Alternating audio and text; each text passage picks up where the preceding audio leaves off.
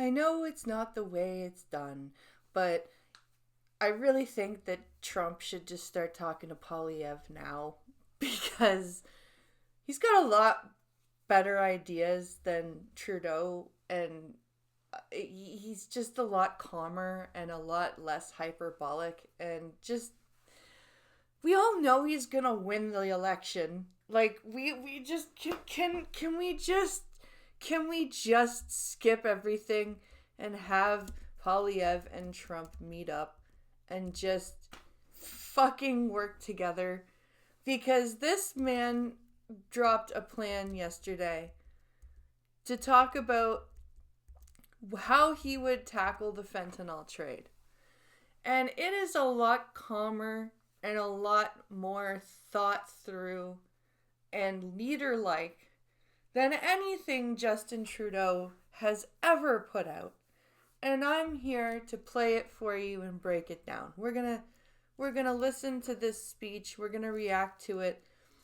And like I said, I know it's not how things go, but I really wish that Trump and Poilievre could just sit down and fucking haggle this out for the good of both of our countries. Let's get into this video.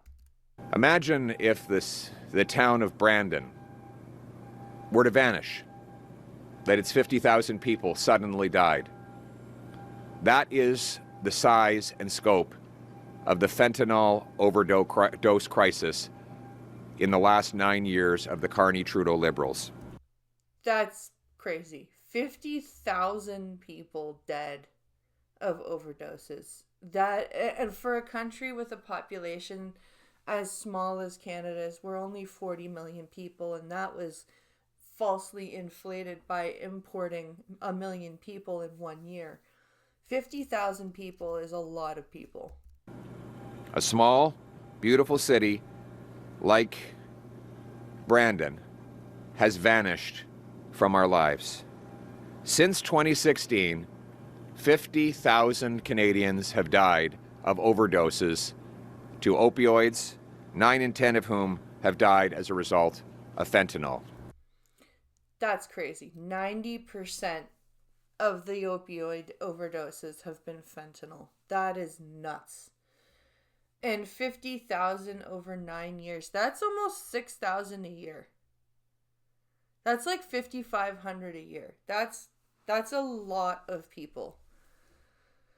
That is like the population of my town every year. Just dead for 9 years. That's crazy. More Canadians have died of opioid overdoses in the last 9 years than died fighting for Canada in the Second World War. They are real people. Jesus. Brothers, sisters, sons, daughters, fathers, mothers, friends, and thousands more. Now think about that. More people in 9 years died of drug overdoses than did in 5 years fighting the Nazis and the Japanese. We fought at Nanking, for Christ's sakes. We fought at Dieppe. Two of the most devastating battles for our side. And we still lost less people in the Second World War than we've lost to drugs in 9 years. That's staggering. Are still suffering. Countless of them are in homeless encampments, living in the hell of addiction and homelessness. It wasn't like this before liberals radically liberalized drugs. We know what they did. They passed C5 to allow traffickers to serve their sentences in their living rooms. They eliminated mandatory prison time. They opened up our ports and our borders. 99% of the shipping containers that enter our country, 99% of those shipping containers come in without any inspection at all. That is nuts. That is, how can you import so much stuff and not scan it once? How can, that blows my mind. How even 50%, even 20% of cargo containers could be uninspected. But 99%, that is staggeringly incompetent and negligent. After 9 years of the Carney-Trudeau Liberals, super labs in Canada synthesize using precursor chemical ingredients that come into Canada from China and Mexico through our open border policy. But it's not happening. This is something that looks like an episode of Breaking Bad. It does. It really does. It's crazy how we're just importing all these chemicals to make this shit. And Trump is sitting here going, punishing us for having the fentanyl come through our border, our unsecured borders. But this is not happening in New Mexico in a TV drama. It is happening here in Canada, real life, right now. Yeah. In November of 2024, police dismantled what they described as the largest, most sophisticated illicit drug super lab in the country in Falkland, British Columbia. Jesus. One of the accused was out of jail after earlier convictions. Police said they seized 54 kilograms of fentanyl. Now, 54 kilograms of fentanyl? What the fuck do you need that much fentanyl for? Holy Christ. That is insane. What? I don't even know what that would look like. Now, that might not seem like a lot until you realize that it just takes 2 milligrams to kill a human being. Yeah.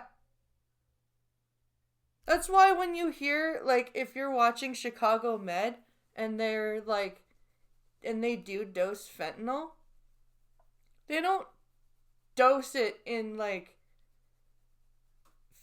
100 milligrams or whatever. They dose it in 0.0 milligrams because it's fucking crazy. If you like anything that's, this is nuts. This is crazy how potent fentanyl is. That means there was enough finished fentanyl to kill 27 million people. Police found enough ingredients to make enough fentanyl to kill 95 million people. That's twice the population of Canada. And then some. That's twice the population of Canada plus another Saskatchewan and Manitoba thrown in. That's nuts. Police also found 390 kilograms of methamphetamine, small explosives, ammunition, silencers, high-capacity magazines, body armor, $500,000 in cash, and 89 firearms, many of which were, quote, loaded and ready to be used. And all of them were illegal, and all of them came in from the States. So here's my thing. Why are we not tariffing the United States to stop them from sending illegal guns to our country? Oh, wait, because we know that the illegal gun trade is done by people who don't follow the law. So putting a tariff on firearms, like legally obtained firearms, wouldn't do anything.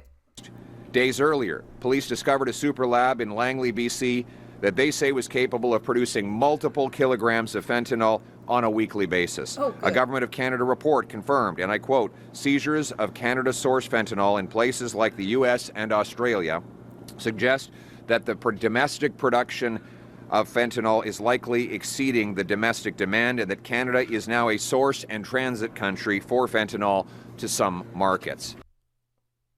Fuck. That is not something I ever wanted to hear or thought I would hear about my country. That it is a transit and source country for the fentanyl market. Like, Canada used to be known for its weed. Right? Like, oh yeah, Canada, it's got really good weed. Right? Not its fucking fentanyl. Like, holy shit. The number of seizures of fentanyl at the Canada-U.S. border more than tripled between 2023 and 2024, rising from 239,000 doses to 839 doses.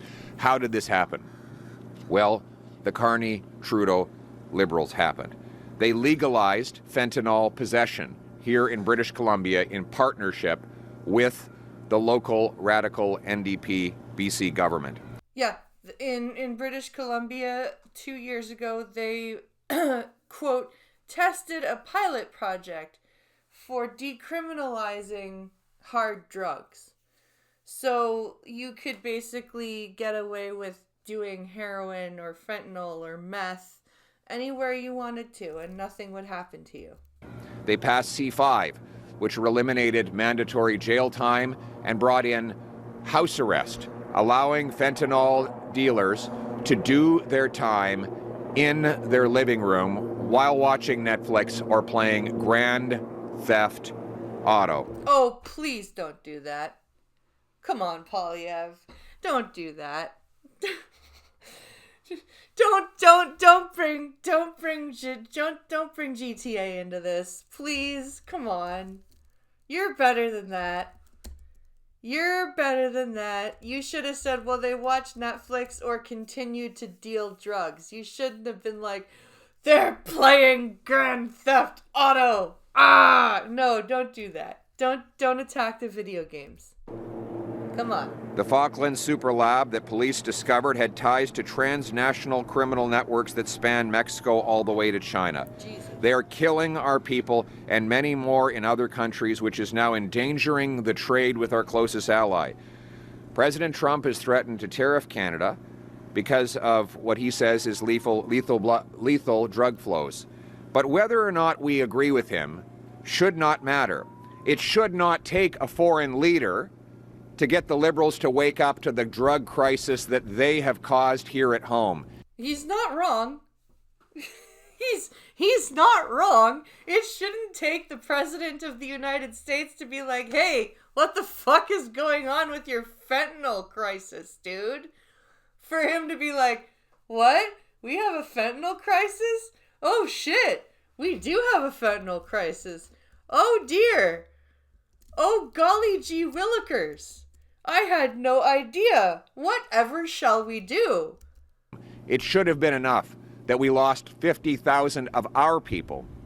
We should crack down on drugs, not to please President Trump, but to ensure that not one more mother has to bury her face in her hands on learning that her son died of an overdose in a back alley somewhere. We must stop drugs to save our people and put Canada first. It starts with locking up mass traffickers and manufacturers of this poison with penalties that fit the crime. But what is that crime? Let's call fentanyl trafficking what it is. Mass murder. Oh shit. Oh shit. We're using the murder word. Okay. Well, I don't know if I disagree with that.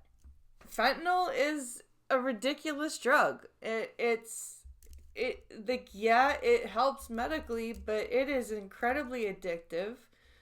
It's incredibly potent and it's dangerous. And I don't know if I disagree with calling fentanyl traffickers mass murderers. I really don't. I really don't. Selling 40 milligrams of this poison is enough to kill 20 people. It's like spraying bullets into a crowd. You might not know who you're killing, but it's certain someone will die. Yeah. That's why I'm denouncing today, as part of my Canada First plan, that common sense conservatives will bring mandatory prison sentences. There will be life sentences for anyone caught trafficking, producing, or exporting over 40 milligrams of fentanyl. That's good. 40 milligrams, that is a reasonably... that's reasonable because, you could be a cancer patient, right? You might need something like 15 or 20, right? For your treatment. So 40 milligrams, that's reasonable. 40 milligrams is enough to kill 20 people. Anyone who is involved in trafficking that amount of fentanyl will get a life sentence. We will lock them up and we will throw away the key. And by the way, I don't mean like if you're a cancer patient, you're taking 15 or 20 milligrams at a time. I mean like your prescription might total, like the tablets in your bottle might total that much with a full bottle of fentanyl pills. That's what I meant. I just thought I should clarify that. And 15 years for traffickers caught with between 20 milligrams and 40 milligrams will be the new mandatory sentence. Good. That's reasonable. Because as I said, if you had a prescription for like, I don't know, 0.2 milligrams of fentanyl or something like that, or like or some sort of microgram of fentanyl, and you had a bottle of pills, that would equal something like 15 or 20 milligrams. So that is a reasonable amount. Good. The people we will lock away are not non-violent addicts. They are the victims. No. We will come to the rescue of victims and addicts. We will provide life-saving treatment. My message to anyone struggling with addiction today is have hope, hang on, help is on the way. My government will provide residential treatment. They will take people off the streets, provide them with detox, recovery, counseling, group therapy, sweat lodges for First Nations victims. Oh, look! He's even including diverse treatment options like sweat lodges. He's talking about bed treatment, inpatient treatment, group therapy. It's almost like he has a plan that's not punish the addict, like everyone on the other side keeps screaming. Poilievre hates addicts. Poilievre wants to punish addicts and put them in jail. Well, clearly not. And help them get into housing, a job, and back to their families. We will bring our loved ones home drug-free. Nor are we talking about the small-time dealer on a street corner, though he too will be punished. Rather, my law will go after the fentanyl kingpins who kill thousands of people each year. We will treat them like the mass murderers they are. Yep. We will bring home the country we knew and love. After 9 years of the Carney-Trudeau Liberals, everything is broken. Housing costs have doubled. Food bank use has doubled. Gun crime has doubled. The national debt has doubled. All of this because Justin Trudeau was implementing the radical policies of carbon tax Carney. These policies have destroyed our working class, and now he threatens an even bigger carbon tax after a brief election pause. Yeah. Hey, we gave you a tax holiday. By the way, that's ending next week. We gave you a tax holiday, and then we're going to raise up the carbon tax on April 1st. Surprise! A tax that will drive hundreds of billions of dollars out of our country and continue the rising cost of living that the Carney Liberals have imposed over the last 9 years. The good news is, life was not like this before the Carney-Trudeau Liberals, and it won't be like this after they're gone. We're going to bring home the country we knew and loved. We're going to axe the tax, build the homes, fix the budget, and stop the crime. Most of all, we are going to put our country first. This will be a country where hard work pays off, where anyone from anywhere can do anything. That was the Canadian promise, and my purpose is to bring it home. Let's make this a country where anybody who works hard gets a powerful paycheck and pension that buys affordable food, gas, and homes in safe neighborhoods wrapped around the protective arms of strong borders under a proud flag for a united country, Canada. That right there is what a leader sounds like. That is a plan. That is why I started this video by saying I really wish that Trump and Poilievre could just sit down already and talk this out. Because Poilievre is not a pushover, but he's also not rude and blustery. And so I think he's got a good stance to, hold up against Trump's kind of blustery attitude. Trudeau just can't handle that. That's what I mean. Like, Trudeau just cannot handle the the bluster that Trump has. He's too fragile for it.